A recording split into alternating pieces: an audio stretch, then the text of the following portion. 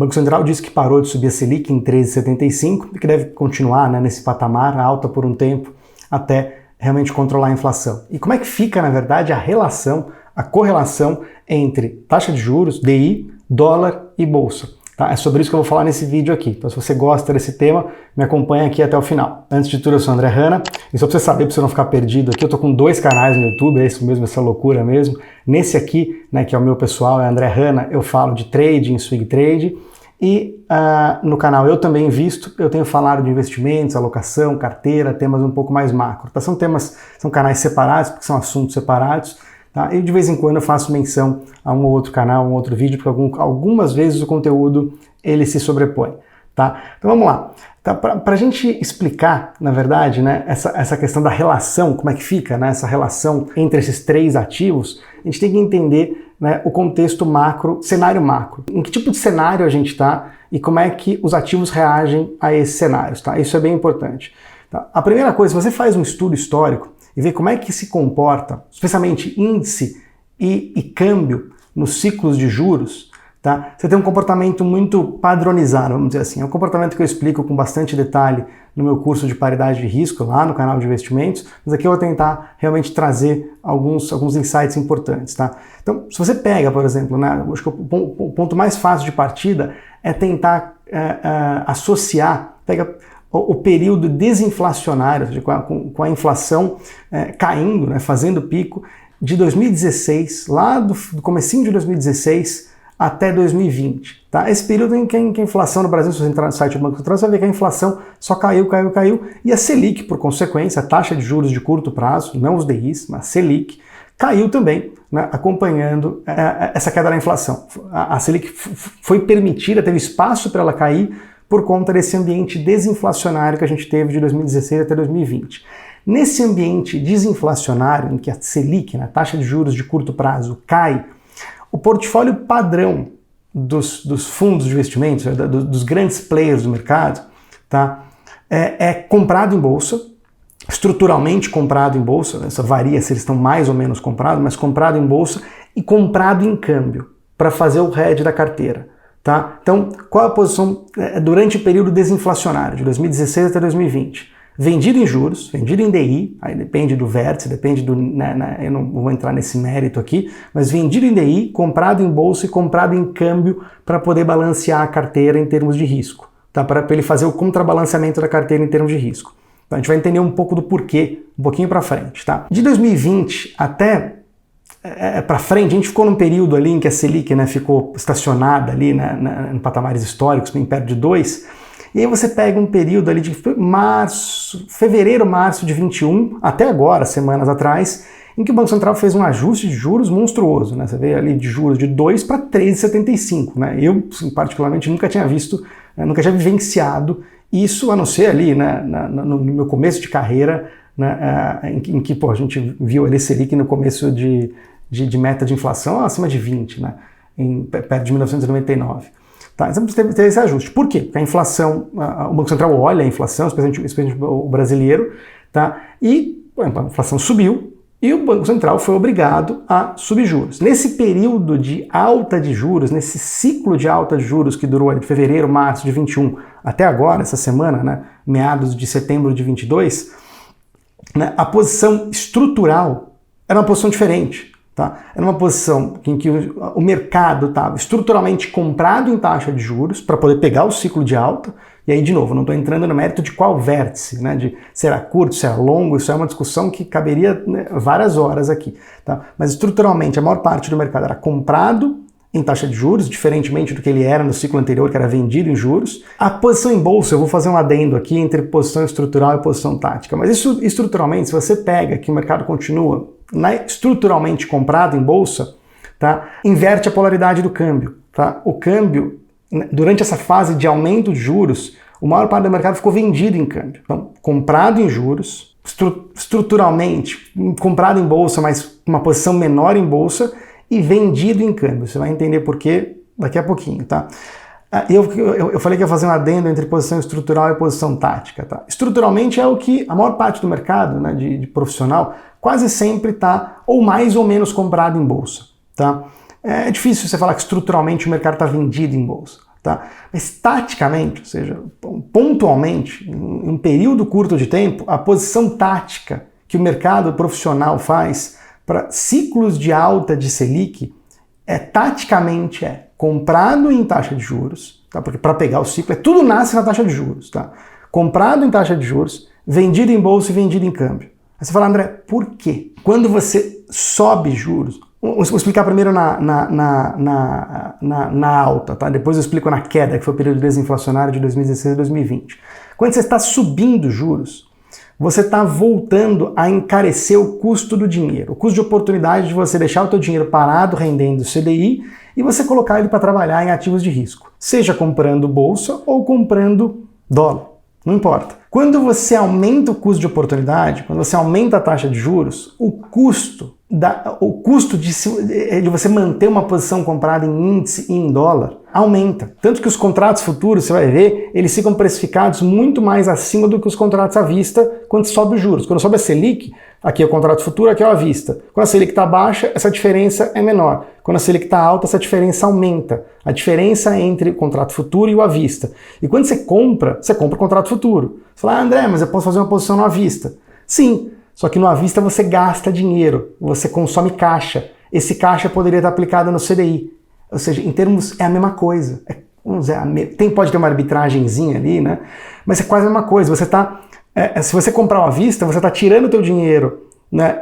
Ao invés de você comprar as ações, você poderia estar comprando CDI e ganhando 13,75 ao ano. E quando você compra o contrato futuro, você está perdendo, a cada rolagem, você está perdendo o carry, que chama. Essa diferença entre o contrato futuro e o à vista. Você está perdendo isso a cada vez que você rola, todo mês. Tá? E quanto que você perde no ano? Mais ou menos 13,75. Tá? Não é exatamente essa conta, pode ser um pouco mais, um pouco menos, depende do mercado, mas você está perdendo taxa de juros para poder se expor à compra de câmbio e de bolsa em ciclos de alta de juros.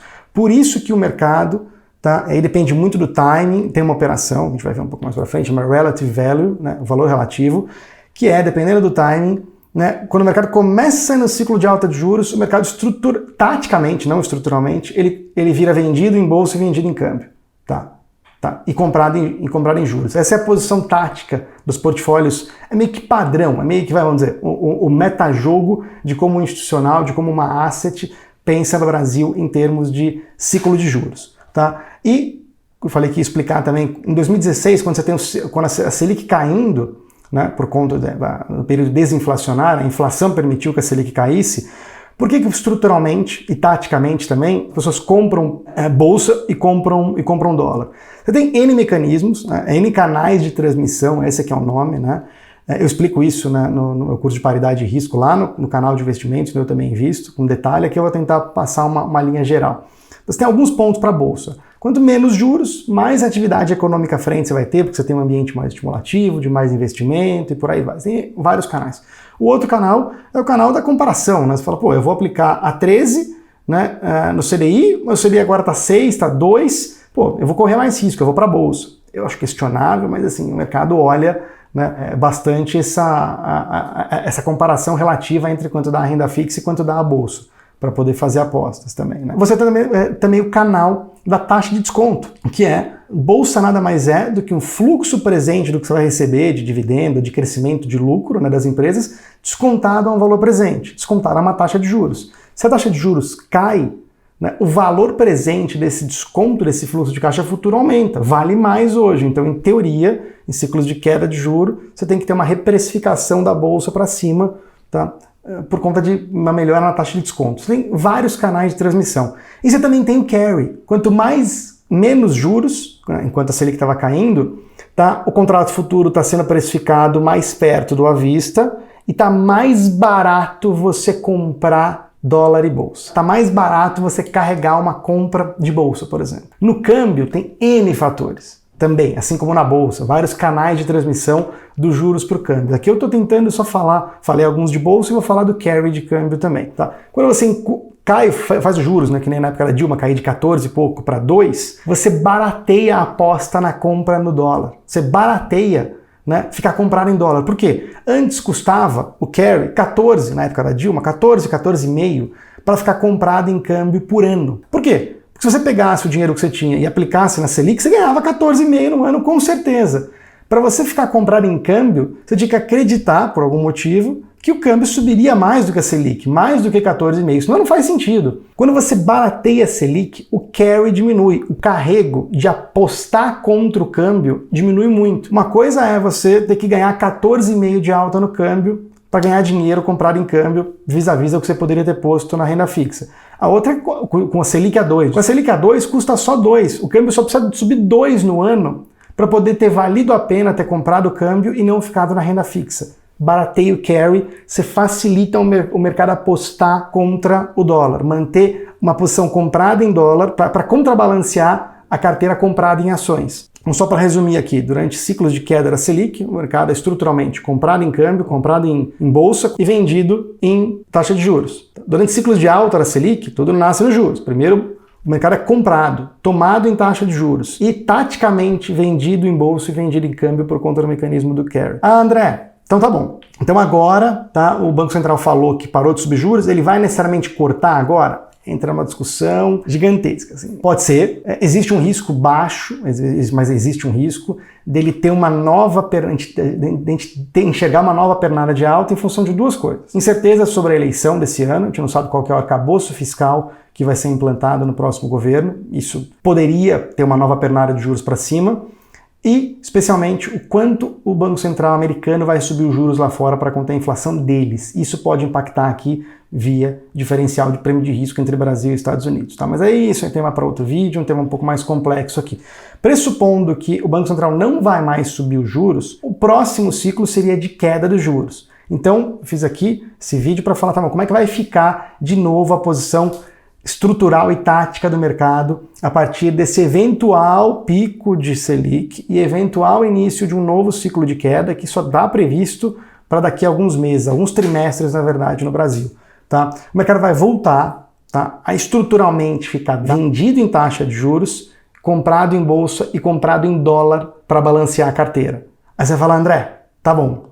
Então você está falando que o mercado estruturalmente ou taticamente vai ficar comprado em câmbio, então a tendência do câmbio é de alta. Como é que eu uso, na verdade, como é que eu uso essa informação? A primeira coisa que você vai fazer aqui é tomar um cuidado, tá? São duas coisas que eu quero dizer aqui.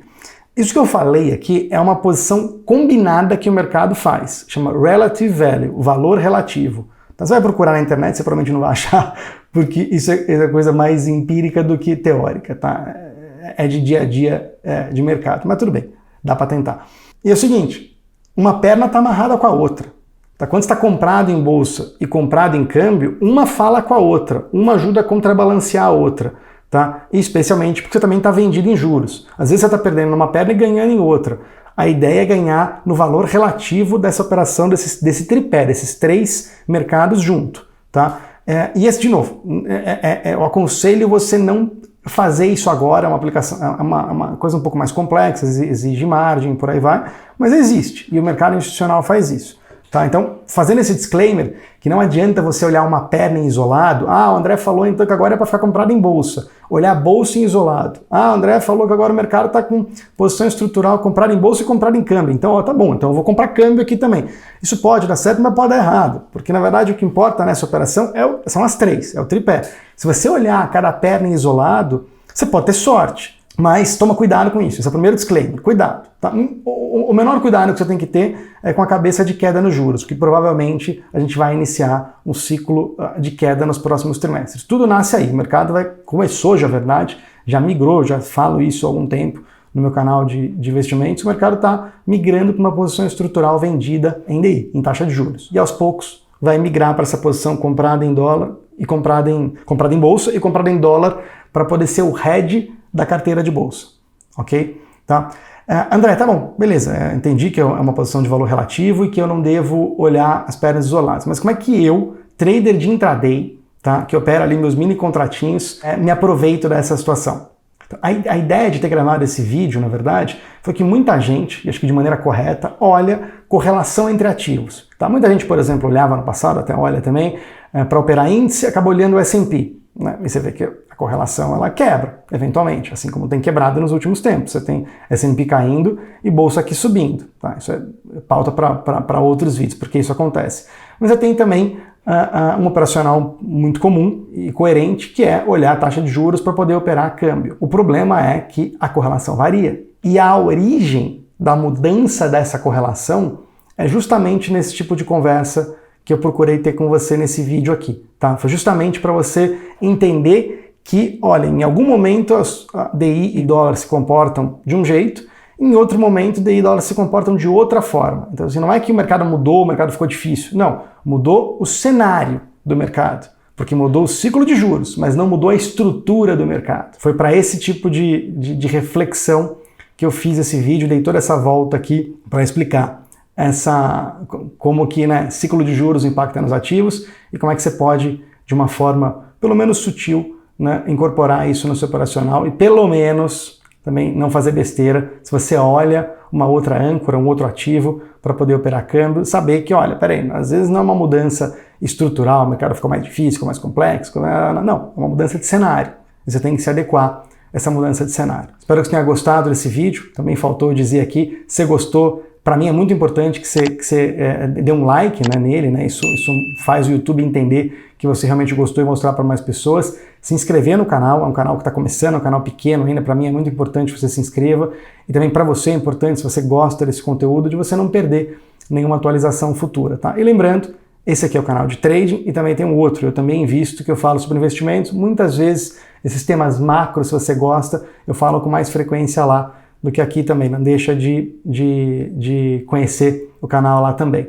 Então é isso aí, até domingo que vem. Abraço!